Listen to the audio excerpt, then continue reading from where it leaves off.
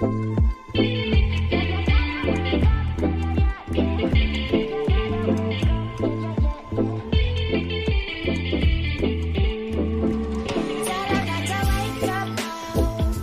subscribers and subscriberettes. This is Keith, and welcome to the Ghetto Sapien channel.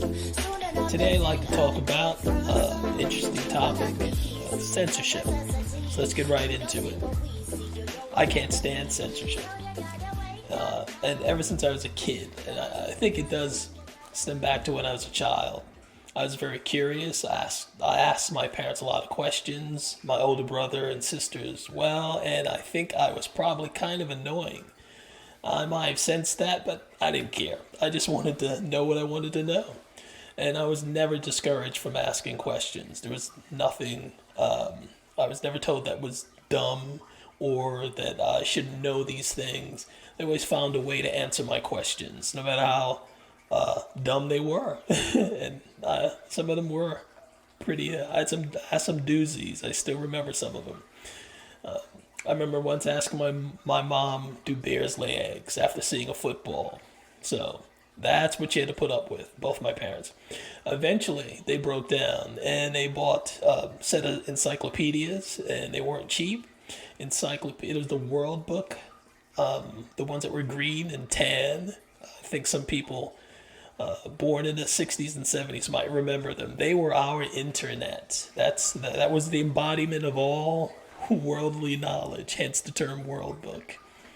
So now when I ask my parents a question, they would just say, get the book. So I'd have to go get the book, look it up, prove I understood what I was reading. So they would ask me questions, and then I would just, eventually show them I did understand the answer to my question. And I learned how to research for myself. So I really enjoyed learning that way. I really did enjoy those books. They were fantastic. So that's where my aversion to censorship came from. My attitude still is, if my parents couldn't tell me, they could have told me. If my parents never told me not to answer a question, or there was forbidden knowledge, things that I shouldn't know, if I'm not gonna, my parents didn't do that to me, I don't expect my government or some big tech oligarchy to do that either. I feel that I have a right to have access to as much information as they do. I don't think it's a terrible way of governing to have an ignorant populace or a populace you didn't trust with information.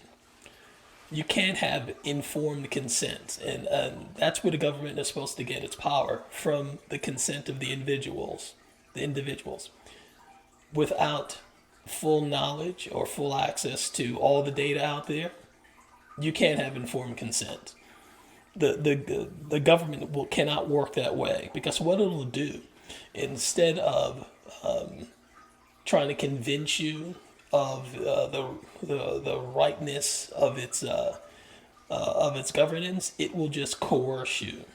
So it'll use force. It's more likely to use force, and a government that censors no longer trusts the people with information, and that's actually quite dangerous in my opinion. But recently it's gotten even worse than censorship. It's moved on to outright the poisoning of data. We've seen cases where the CDC will change the definition of vaccine in order to meet a political need. We've seen online dictionaries, no longer the hardcover, but the software version of dictionaries change definitions, which again is worse than censorship. With censorship, the information might be there. You know it's there, but they don't allow you to speak it. It doesn't actually stop people from thinking. It just stops them from saying things. But when you change definitions, it's taking it to the next level. Again, it is poisoning information. When they change the definition of vaccine, as in the case of the CDC, or change the definition of racism, as in the case of Marion Oxford, You make it so people can't even communicate anymore because they can't believe they're operating with two different definitions. You can speak the same language, but if your definition of man is different from the other person's definition of man, you can't really cooperate. You can't really communicate effectively anymore, and this causes even further division in this country. I think the messing around with our language is very destructive to the cohesion of this country. I used to read a lot of books. Well, I still do, but I've changed the format that I buy books in. I used to buy them by Kindle, and I would download them. They were easy to carry, easy to transport. I could read anywhere, and I had an entire library, either on my phone or my iPad. Can't do that anymore. Now I'm back to ordering hardcover books. I trust them better.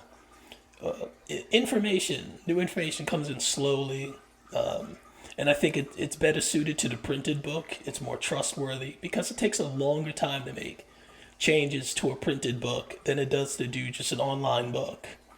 I don't really trust the online books anymore on my Kindle, and I don't think you should either. Again, we've seen them change the definition of words right before our eyes. Again, making it hard for us to communicate and making it hard for us to trust what we see and read online. I'm keeping my old books because of that. And here, I'll give you something to think about before I wrap this up. What would you trust more, the hard cover book or a software version of it? If they took away all the hardcover versions of the Bible, would you feel comfortable knowing that Google or Amazon was now the keeper of the Bible and you could download your copy anytime? It'd be convenient. You could have it with you in church everywhere, but would you trust it?